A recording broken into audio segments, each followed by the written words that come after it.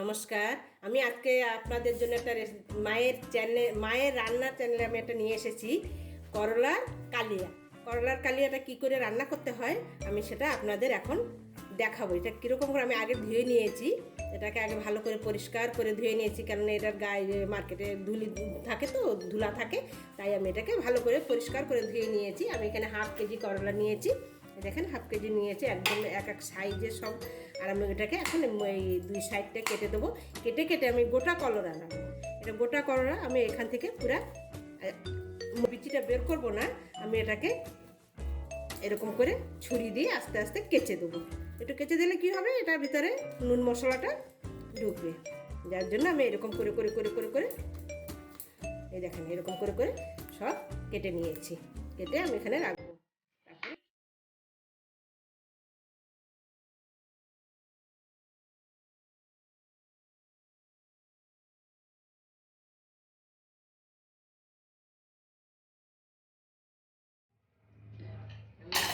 এটাকে কেটে নিয়েছি। কেটে এটাকে আমি কিছু না, অল্প একটু জল দিয়ে একবার একটা সিটি মারলেই হয়ে গেল।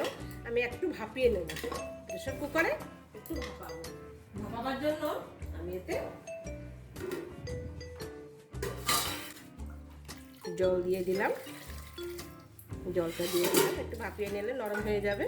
আর এর বেশি যে তেতোপনটা, ও তেতোপনটা থাকবে না। এটা নুন দেবো, এক চামচের মতো নুন দিয়ে দিলাম। নুনটা দিলাম ওর ভিতরে সেদ্ধ করার সময়, যখন ভাপাবো তখন ভিতরে নুনটাও ঢুকবে। বাস এরকম করে আমি এটাকে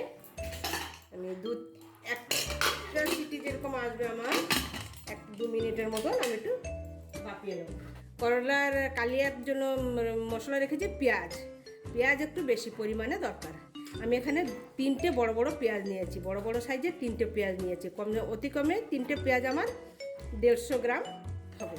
আর একটা টমেটো, বড় সাইজের একটা টমেটো নিয়েছি। আর এখান থেকে আমি আধা কুচানি পেঁয়াজ একটু তেলে দেবো, আর ধনিয়া পাতা নিয়েছি। একটু ভাপিয়ে নিয়েছি খালি নুন দিয়ে।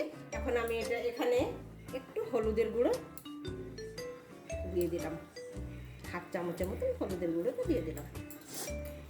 তো নুন দেওয়া হয়েছিল, যার জন্য আর একটু ভাজা করবো, তো ওই জন্য একটুখানি নুনের ছিটে দিয়ে দিলাম।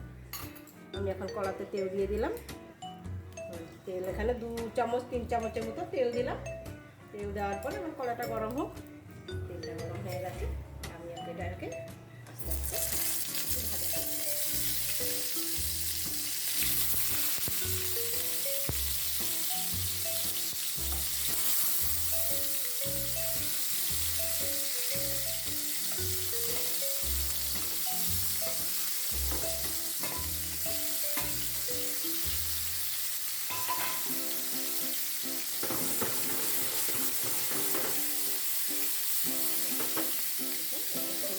একটু ভাজা করে দেবো আমি এখন।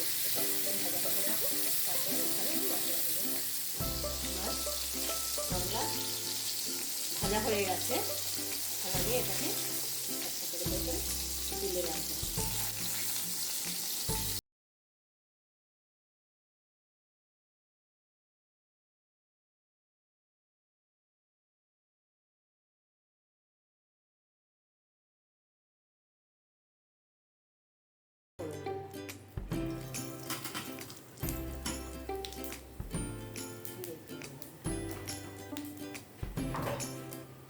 থেকে 3টে শুকনো লঙ্কা লাল করে দিয়ে দিলাম।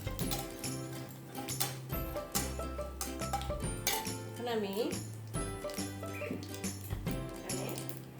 যে পেঁয়াজগুলি বেটে রেখেছিলাম, পেঁয়াজটা বেটে রেখেছিলাম, শুধু পেঁয়াজ বাটা, এখানে আর কিচ্ছু নেই, শুধু পেঁয়াজকে আমি এখানে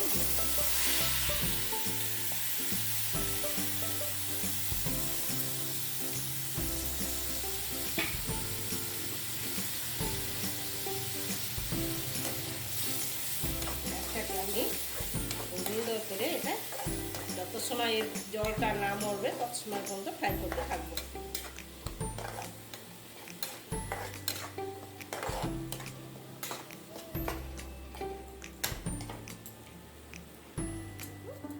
হাফ চামচের মতন হলুদ গুঁড়ো দিয়ে দিলাম। আর যেহেতু পেঁয়াজটা বেশি মিষ্টি কিনা, পেঁয়াজটা মিষ্টি, তার জন্য লঙ্কা একটু বেশি দেবো। লঙ্কা আমি 1 চামচের 1.5 চামচের মতো লঙ্কা দিয়ে দিলাম। আর এটা হচ্ছে আবার ধনে আর জিরে গুঁড়ো, এটাকে আমি 1 চামচের মতো দিয়ে দিলাম।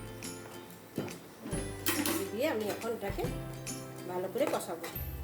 আর একটা জিনিস দেবো, এখানে আমি নুন দিই।